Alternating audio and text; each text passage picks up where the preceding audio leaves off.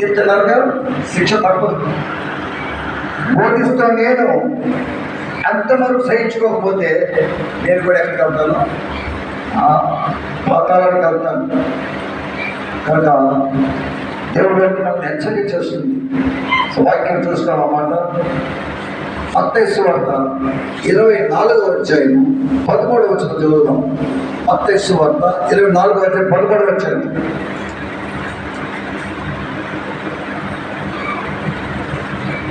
అంతవరకు సహించిన వాడెవడో వాడే రక్షింపబడను. చూస్తానమ్మా, అంటే ఆ వాక్యం అక్కడ వరకు. ప్రైజ్ గాడ్, హల్లెలూయా.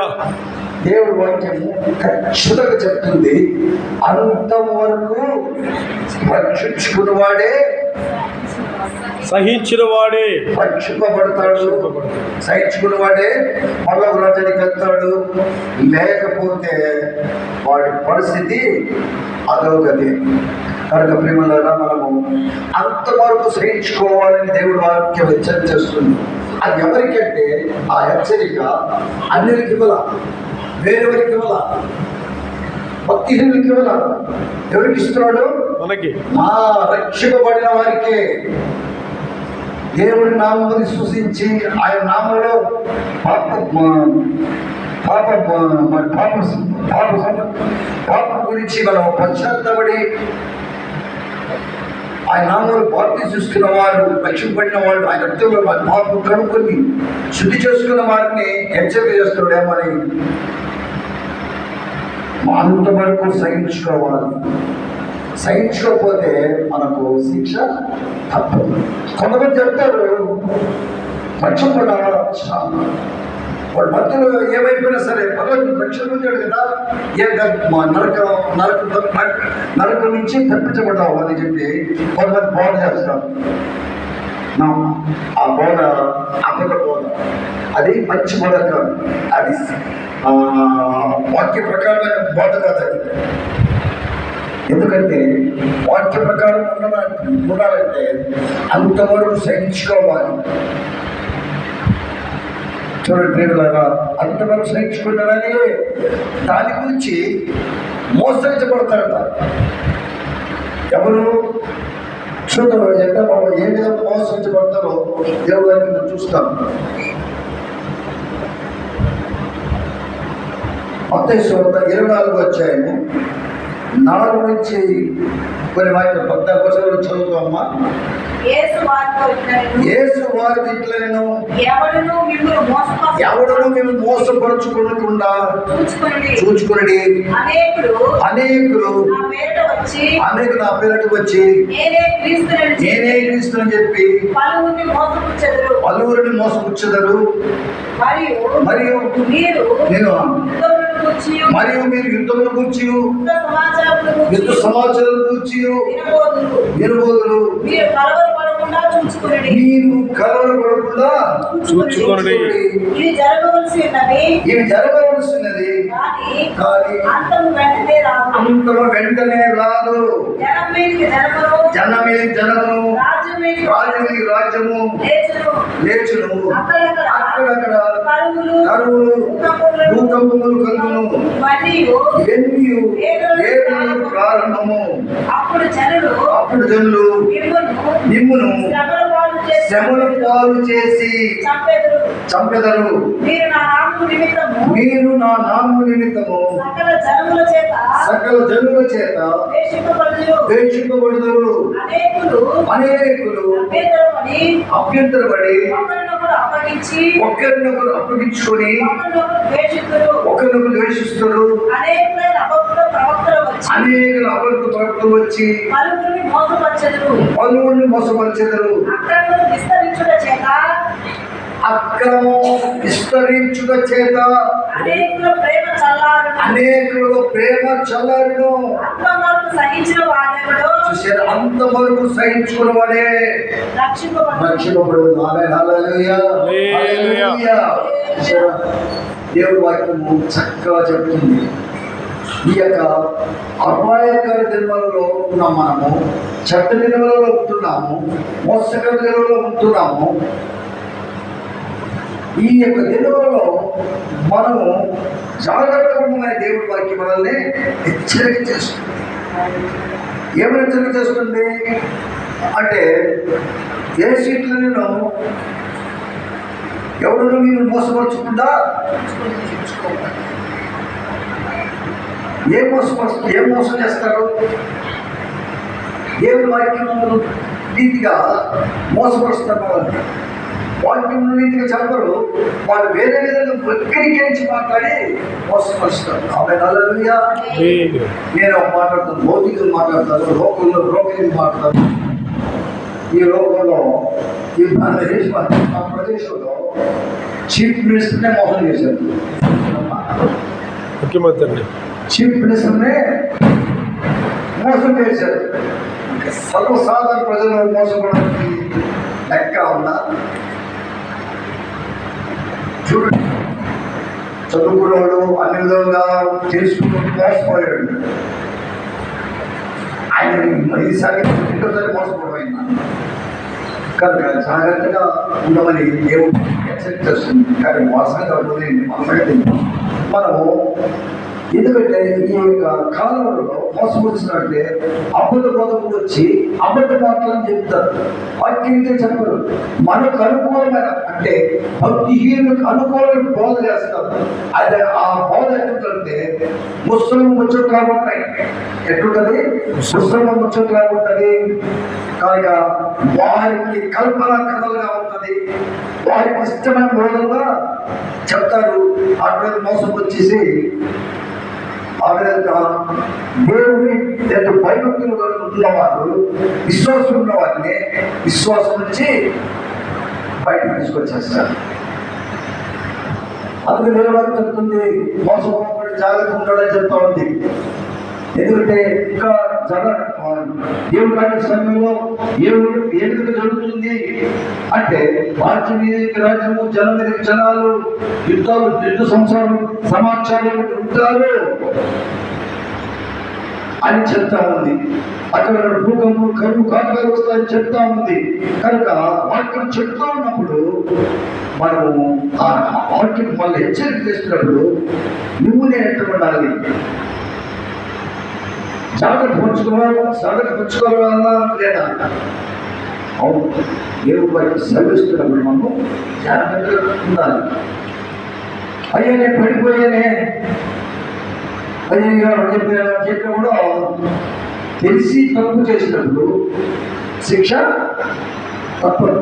అయితే ఒకటి, తెలిసి తప్పు చేశాడు కానీ దేవుడి దగ్గరకు వచ్చి అయ్యా నేను తెలిసి తప్పు చేశాను, మనం క్షమించు, ఇక మీద పాపం నేను చెయ్యను అని పశ్చాత్తపడితే దేవుడు దాన్ని నిజంగా దాన్ని క్షమాపించి నేను కాపాడుకుంటాడు ఆయన. అయితే కొంతమంది ఏం చేస్తారంటే పైకి ఒప్పుకుంటారు పాపమేమో, కానీ విడిచి పెట్టే పరిస్థితిలో ఉండదు. కాబట్టి దేవుని బిడ్డలారా, మన దేవుడి వైపు సెలవిస్తుంది. ఆయన మాటల సెలవు ఎన్ని జరుగుతూ ఉంటుంది. మోసపోకుండా మన వాక్యం ధర్మంలో ఏం చేయాలి? మన విశ్వాసమును దృఢపరుచుకోవాలి. మన యొక్క దేవుని యొక్క ప్రియభక్తి మనం ఏం చేయాలి?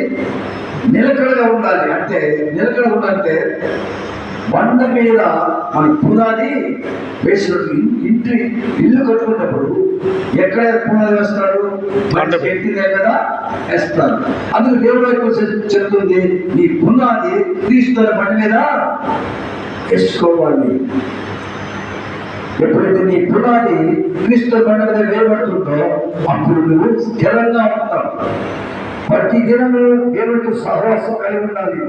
ప్రతి దినం అంటే దేవుడితో ఎంత సహవాసం కలిగి ఉంటావో, ఎంత దగ్గర జీవిస్తావో అంతగా నీవు ఆయన బలపడి జీవిస్తావు.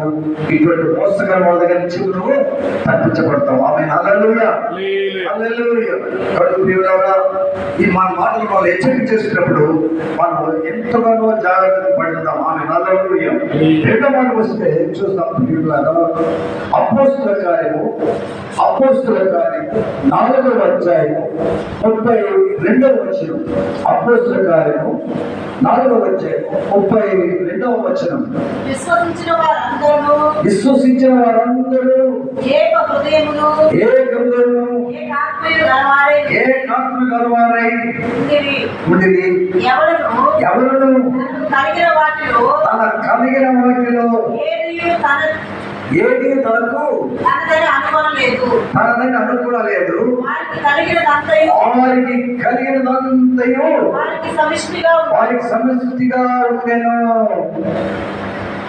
వాళ్ళందరూ విశ్వసించిన వారందరూ అట్లా విశ్వసించిన వారందరూ ఏ హృదయం గలవారై ఏకాత్మ గలవారై తమ కలిగిన వాటిని సమిష్టిగా ఉంచుకున్నారంట. అంటే వాళ్ళు కలిగింది ఏంటి? నాకు నేను ల్యాండ్ లాగున్నాను అనుకోండి, నా భూములంతా అమ్మేసి అపోజ్ దగ్గర పెట్టాను. నేను చేతిలో ఆ చేతి తీసుకొచ్చి అపోజ్ దగ్గర పెట్టాను. అట్లా వాళ్ళు కలిగిన సమస్తము సమిష్టిగా తీసుకొని పెట్టుకొని అంటే వాళ్ళు చూడండి పచ్చిగా పెట్టిన తర్వాత వారి హృదయము ఏ విధంగా దేవుడు ఇచ్చేసినట్టు చూడండి. అందరూ అంటే సంఘంలో పేదవారిని ఒక విధంగా చూస్తారు, లేని వారిని ఒక విధంగా చూస్తారు, డబ్బులవారిని ఒక విధంగా చూస్తారు. కనుక ఆ భేదము ఆ తారతమ్యం ఉండకుండా అందరూ సమానంగా ఉండాలని చెప్పి వారి దేవుడు వాళ్ళు రక్షించి వారి పేరు వాటన్నిటినీ సమిష్టి ఉంచుకొని ఇప్పుడు నాకు అవసరం అనుకోండి, అంటే నా కుటుంబానికి ఏది అవసరమో నేను అడిగాను అనుకోండి, అది నాకు ఇస్తాను అనమాట. అట్లా నీ కుటుంబానికి అవసరాలు ఇస్తాను. అట్లాగా సంఘంలో ఒకరికొకరు సహాయం చేసుకుంటూ అంటే అప్పుడు ఏమవుతుంది? భేదాలు ఉంటుంది. అప్పుడు భేదాలు ఉన్నాయి, అందరూ ఒకే విధంగా ఉంటారు. అప్పుడు భేద లేకుండా సంఘంలో అందరూ దేవుని ఆరాధించడానికి అప్పుడు ఏ హృదయం కలిగి ఉంటుంది, ఏకత్వం కలిగి ఉంటుంది. వాళ్ళలో రక్షింపబడిన ఎదురు రక్షింపబడిన వారు కదా. అపోస్తుల కార్యం 5వ వచనం నుంచి 10వ వచనం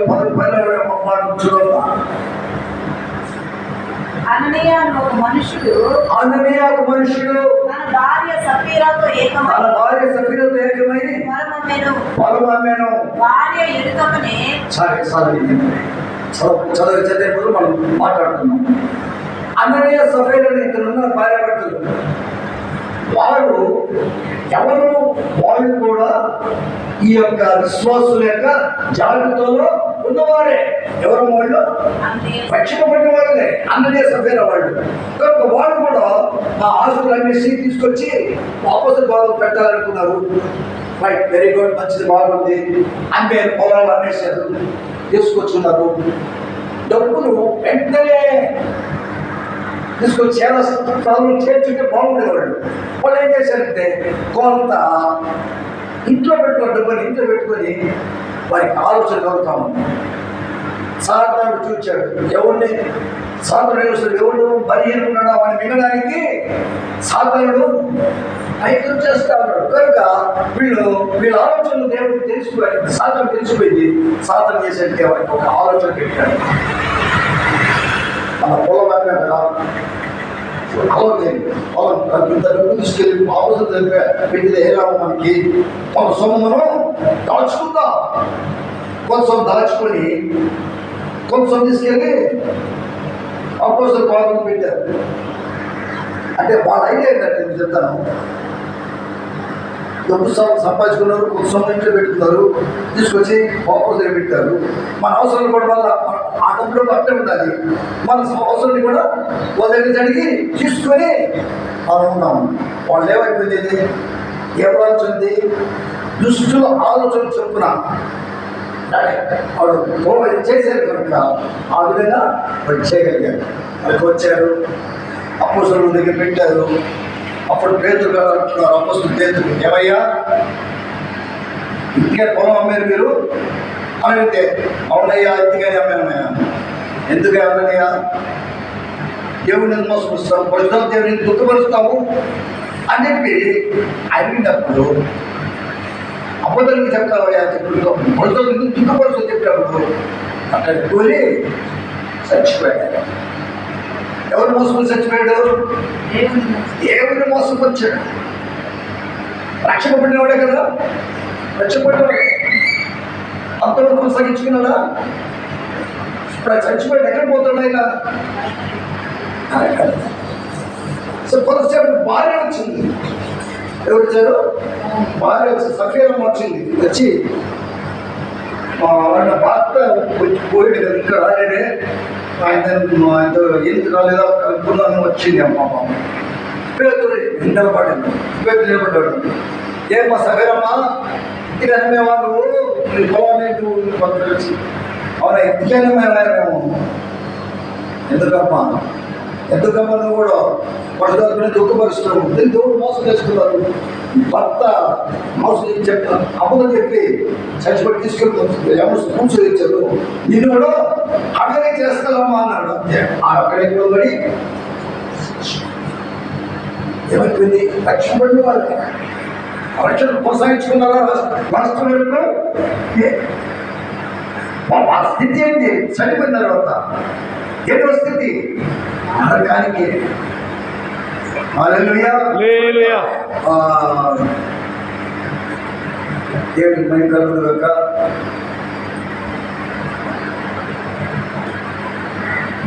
దేవుడి మహిమ కలుగును గాక. హల్లెలూయా. హల్లెలూయా.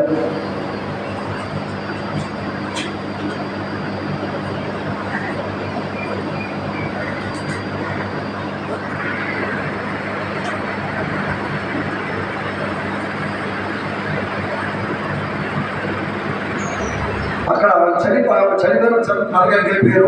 అయిపోయింది. ఇంకో ఉన్నాడు. ప్రకటన గ్రంథము 21వ అధ్యాయము 14వ వచనం. ప్రకటన గ్రంథము 21వ అధ్యాయము 14వ వచనం. ఆ పట్టణ ప్రాకారము 12 పునాదులు గలది. 12 పునాదులు గలది. ఆ పునాదుల పైన గొర్రె పిల్ల యొక్క 12 అపోస్తుల 12 పేర్లు కనబడుచున్నవి. గొర్రె పిల్ల యొక్క అపోస్తుల 12 శిష్యుల పేర్లు అక్కడ కనబడుతుంది. ఎక్కడది? ఏ ప్రదేశం అది? ఎక్కడ మరి? ఎక్కడది? పరలోకంలో ఎవరి పేరు ఉన్నాయి? 12 మంది అపోస్తులు. 12 అపోస్తుల పేర్లు ఇచ్చించబడ్డాయి. ఎంత చూడండి. తర్వాతమ్మా ఆ పట్టణమును దాని గుమ్మములను కొలుచుటకై చాలా అక్కడ అపోస్తుల పేర్లు ఎక్కడ రాయబడింది? పరలోక రాజ్యంలో గ్రంథమందు రాయబడింది. అపోస్తులు 12 మంది ఎవరు? ఆ పేర్లు తెలుసు మీకు? సరే, మత్తయి సువార్త 24వ అధ్యాయము 4 నుంచి 2 నుంచి 4 చదువుతామమ్మా. అందులో ఆయన మీరు ఇవన్నీ చూస్తున్నారు కదా, రాతి మీద రాయి ఒకటైనను అపోస్తులు అపోస్తులు 24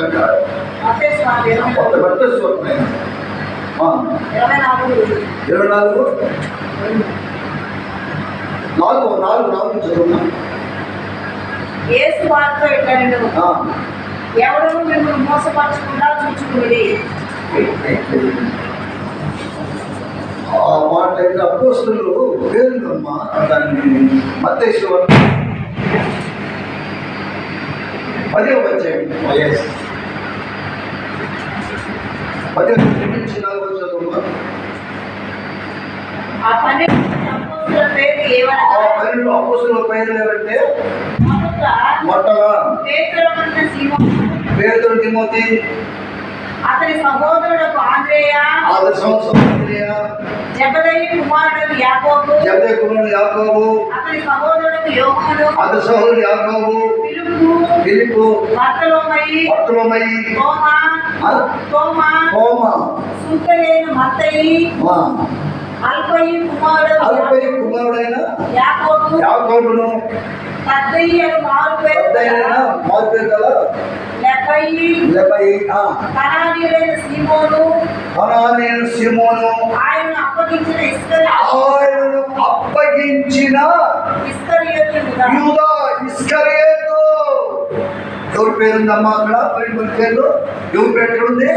పరలోక రాజ్యంలో ఉంది. ఈయన ఎవరైనా యూదా ఇస్కరియోతు దేవుని యొక్క శిష్యుడు. ఆ 12 మంది శిష్యుల్లో అందులో ఎవరికి పోర్చుకోలేదు. అక్కడ ఎవరికి పదవులు లేవు. ఎవరికి ఉంది? ఈ ఒక్కడిగా పోర్చుకోలి ఉంది. ఎవరికి పోర్చుకోలేవు? అంటే కోశాధిపతి అంటే బ్యాంక్ మేనేజర్, ఆర్థిక మంత్రి ఆయన ఆర్థిక మంత్రిగా ఆయన ఏసీ దగ్గర ఉన్నాడు. ఏసీ దగ్గర ఉండి ఏసీ చేసిన అద్భుతాలు ఆశ్చర్యకార్యాలు చూస్తూ ఉన్నాడు. పడవలో ప్రయాణం చేస్తుంటే తుఫాను వచ్చింది. తుఫాను బాధపడుతూ ఏడుస్తూ ఉంటే ఏసీ వచ్చి ఆ తుఫాను ఆపేసి వాళ్ళు రక్షించాడు. అది చూశాడు. ఏసీ సముద్రంలో నడిచాడు, అది చూశాడు. ఎవరు? ఇస్కరియోతు చూశాడు. పేదలు సముద్రం నడిచినప్పుడు కూడా అది చూశాడు. చనిపోయిన వాళ్ళు ఎవరు? చూశాడు. అన్ని విధముగా చూశాడు ఆయన ఇస్కరియోతు. అయితే పేరు ఎక్కడుంది? పరలోక రాజ్యంలో రాయబడింది. ఆయన ఏం చేశాడు?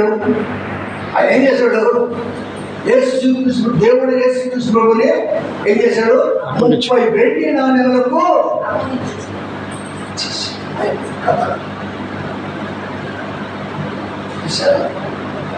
ఆయన పేరు పరలోక రాజ్యంలో ఉంది. ఆయన ఏం చేశాడు?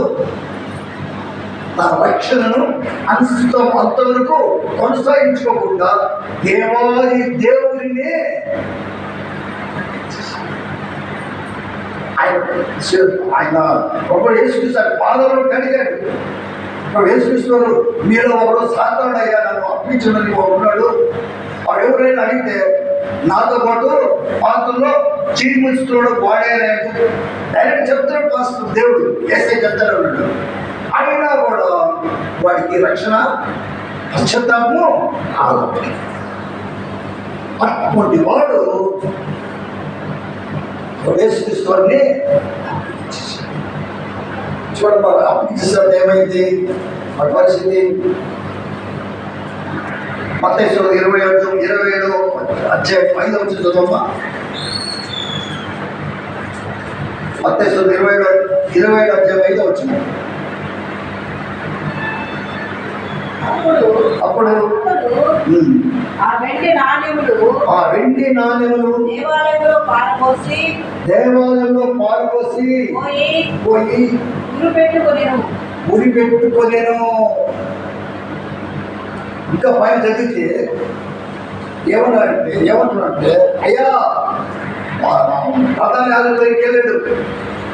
వెండినాలు తీసుకుని నేను నిరపరాధిని అప్పగించి పాపం చేశాను.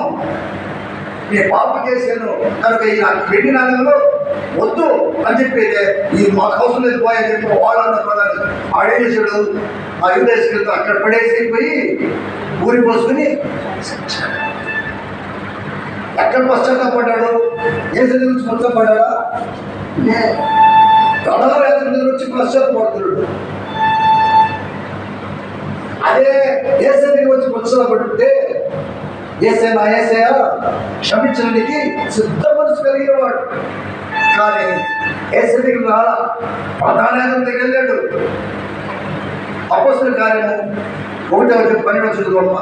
అక్కడ అపోస్తలులు లూకా 7 చదువుతుంది. అపోస్తలుల కార్యము 1:12 వచ్చింది.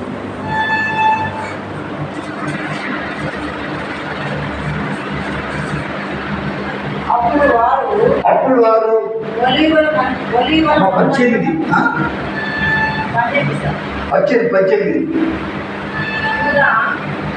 ఈ యూదా ద్రోహం వలన సంపాదించిన రూపాయలు తెచ్చి ఏం చేశాడమ్మా? ఒక పొలము కొనెను. ఆ పొలం కొనేను. అతడు తల క్రిందులుగా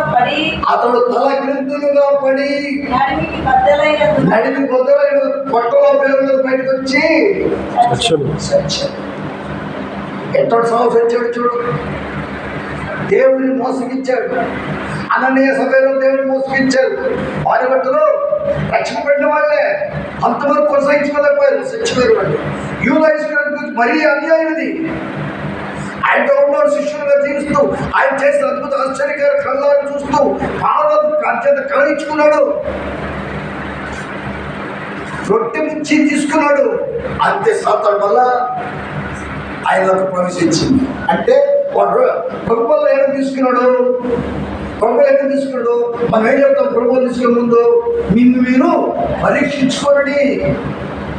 మీరేం తప్పు చేసి తప్పు చేసి ఉంటే దేవుడి క్షమాపణ అడిగి క్షమాపణ పొందుకొని అప్పుడు యోగ్యంగా పాల్గొను పొందండి అని మనం హెచ్చరిక చేస్తున్నాం. దేవుడి దగ్గర ఉంటూ దేవుడి దగ్గర మాటలు వింటూ దేవుడు చెప్పిన మాటలు వింటూ ఉన్నా ఏం చేస్తున్నాడు? ఈయన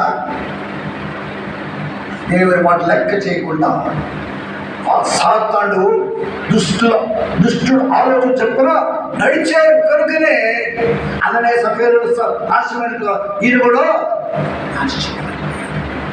దేవుడి బిడ్డలారా, ఈయన గురించి ఇంకా చెప్పాలనుకుంటే మరి యూదా ఇస్కరియోతు మరి పరలోక రాజ్యం పేరు రాయబడింది. అంత చేయబడ్డ దేవుడు శిష్యుగా ఉంటా ఉన్నాడు. అన్ని దేవుడు చేసే అద్భుత ఆశ్చర్యంగా చూస్తూ వచ్చాడు.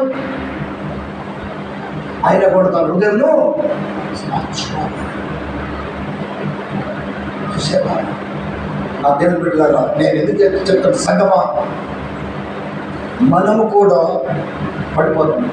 చాలామంది ఈ కాలంలో చాలామంది పాస్టర్లు దేవుని బిడ్డలు అనేవాళ్ళు పడిపోతున్నారు. దేని పడిపోతున్నారు? కొంతమంది ఎన్నో కారణాలు ఉంటున్నాయి. నాకు తెలిసి కారణాలు కొంత ధనాపేక్ష ఒకటి, కామాతుత ఒకటి, స్వార్థము. దాన్ని బట్టి కొంతమంది పాస్టర్లు దైవజనులు విశ్వాసులు ఏమైపోతున్నారు. అందుకే దేవుడు వాక్యం వల్ల హెచ్చరిక చేస్తుంది. అంతవరకు సహించుకున్న వాడే రక్షింపబడును. హల్లెలూయా, హల్లెలూయా, హల్లెలూయా. ప్రియములారా, అంతవరకు సహించుకున్నవాడే రక్షించబడతాడు. అందుకనే దేవుడు వాక్యం ప్రకటన 20 నుంచి చదువమ్మా. ప్రకటన 20:15 వచనం. ఎవని పేరైనను జీవగ్రంథమందు రాయబడని యెడల అగ్ని గుండములో పడవేయబడతారు. ఇక్కడ జీవ గ్రంథం ఉంది. ఈ పేరు రాయబడింది పరలోకంలో. ఎవరి పేరు? యూదా ఇస్కరియోతు పేరు రాయబడి ఉంది. ఆయన అక్కడ ఉన్న పేరు కూడా ఏం చేసుకున్నాడు? అందుకే దేవుడు అన్నాడు, అంత మనుషుడు పుట్టకపోతే బాగులేదు, వాడి శ్రమ అన్నాడు. కానీ దేవుడారా, అంత ఘోరంగా మనం శిక్షించబడతాం. నేను వాక్యం చెప్తాను. నేను కూడా అంతవరకు సహించుకోకపోతే నా గతి కూడా అంతే. ఎందుకు సహించుకోలేకపోతున్నాము? ఇప్పుడు నువ్వు దేవుడు బిడ్డవే, నేను మోసపరుస్తారు. ఎవరైనా మోసపరుస్తు చూడమ్మా. మార్క్స్ 13:22 వచ్చింది చదువు. మార్క్స్ 13:22 వచ్చిన.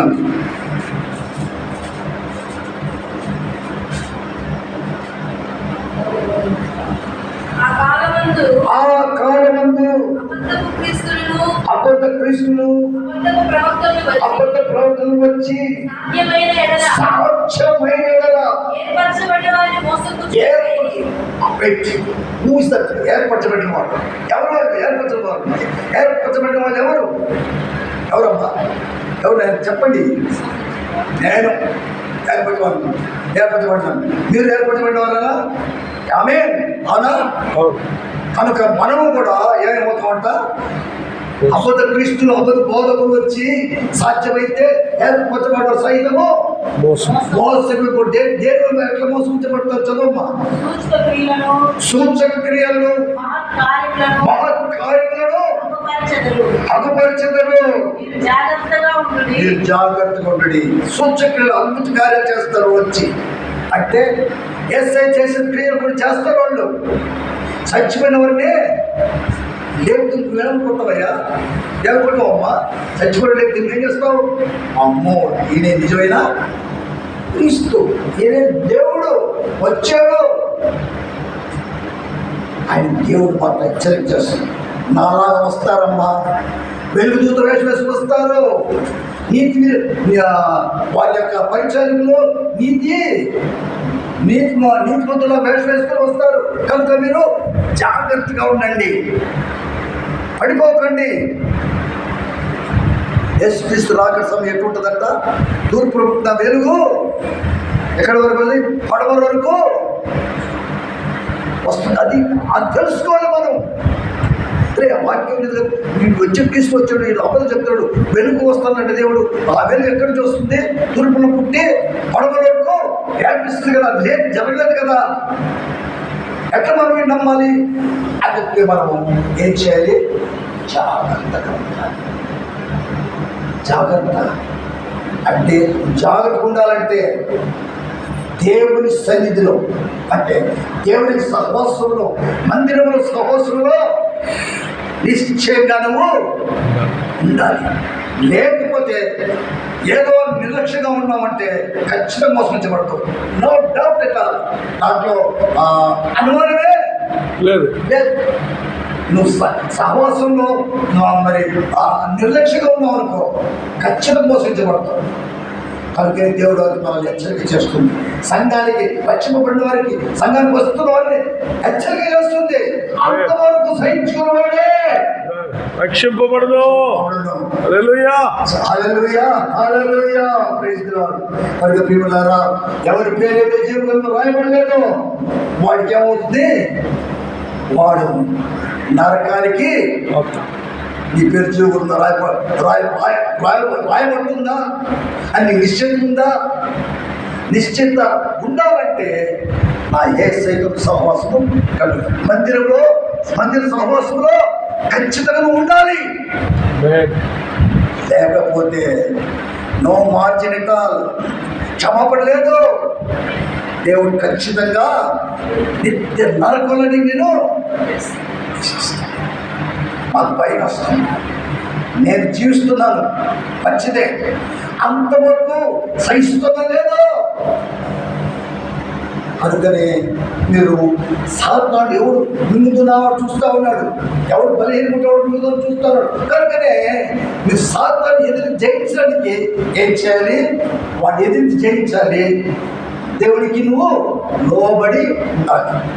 అప్పుడు సాతాన్ని చేస్తా. నేను ప్రతి దినం కూడా అదే ప్రార్థన చేస్తాను. అయ్యా, సాతాను శక్తిని జయించడానికి మీ పునరుత్థాన శక్తి బలములకు దయచేయి, ఈ అభిషేకులకు దయచేయి. అప్పుడే వాడు సాతాను జయిస్తానయ్యా అని నేను ప్రతి దినము 3-4 సార్లు ఆ విధంగా నేను ప్రార్థన చేస్తాను. ఎందుకంటే నేను శరీరంతో ఉన్నాను, అంతమంది సహించుకుంటాం లేదు. నన్ను నేను ఏం చేసుకుంటా? దేవుని శరీరంలో నల్లగొట్టుకుంటా ఉన్నాను. ఆమె హల్లెలూయా, హల్లెలూయా. దేవుని బిడ్డలారా, ఈ వాక్యం మీరు మనము స్థిరంగా ఉన్నాం. దేవుని విశ్వాసంలో, దేవుని మందిరంలో, సహవాసంలో స్థిరంగా నిలబడదాం. మన విశ్వాసం దృఢంగా పెంచుకుందాం. అంతవరకు సహించుకున్నట్టుగా మనం మన సహవాసం దేవుడితో కలిసి ఉందాం. అప్పుడే నువ్వు అంతము రక్షించబడతావు. వాళ్ళ ప్రజలు నీకు స్థానం ఉంటుంది. ఆమె హల్లెలూయా, హల్లెలూయా. యోధాయిస్కరియ దేవుడు శిష్యుడే, వాళ్ళ ముందు ఆయన పేరు రాయబడింది, కానీ రక్షణ లేదు. కొంతమంది చెప్తారు రక్షింపబడ్డావు, బాప్తిసం తీసుకున్నావా, పర్వాలేదు, వాడు ఎంత ప్రవర్తిస్తే రక్షింపబడ్డావు కదా, వాళ్ళ నుంచి తప్పించబడ్డావు. కరెక్టనా? కరెక్ట్ కదా? పోగొట్టుకుని అందులో అంతం సహించుకుంటే రక్షణ దేవుడు మాకు ఎందుకు చెప్తుంది? సఖ్యం సహించుకోవాలి, ఓర్చుకోవాలి. నీకు అన్యాయం కలుగుతుంది, అన్యాయం పెరుగుతుంది, నువ్వేముంటావు? అన్యాయం జరుగుతాయా? పుట్టారా తిట్టారా మా పిల్లలు చచ్చిపోయారయ్యా, మేము ఇంత బాధపడుతున్నామయ్యా, అన్యాయం జరిగిందయ్యా అని చెప్పి నీరేమవుతుంది? ప్రేమ చల్లారు. చల్లారి. అప్పుడేం చేస్తావు? సంఘంలో ఒకరికొకరు అప్పుడు చెప్పుకుంటాం. ఎన్ని వాక్యం చెప్తాను మనం హెచ్చరిక చేస్తుంది. ఆ విధంగా ఉండకూడదు. ఏముండకూడదు? ఆ విధంగా కూడా మనం వాక్యానుసారంగా మనం జీవించేవారుగా మనం తీర్మానం చేసుకుందాం. అయ్యా ప్రార్థన చేద్దాం. అయ్యా అంతవరకు సహించుకుంటూ చేయ్యా. నేను ప్రతిదినం ప్రార్థన చేస్తున్నాం. అది నా గొప్పతనం కాదు, కానీ నా ఏసే ఆ నోట్ల మాట హృదయంలో ఉంచాడు అన్నమాట. కానీ నేను అంతవరకు ఆ విధంగా ప్రార్థన చేస్తా ఉంటాం. ప్రేజులల్లెలూయా. మరి ప్రియములారా, మనము అంతవరకు సహించుకుందాం. మనము మన యొక్క విశ్వాస జీవితంలో కొనసాగించుకుందాము. ఈ దేవుడి వాక్యం మనం జీవించాల్సి దయచేయదు కాక. ఆమేన్. ఆమేన్. హల్లెలూయా.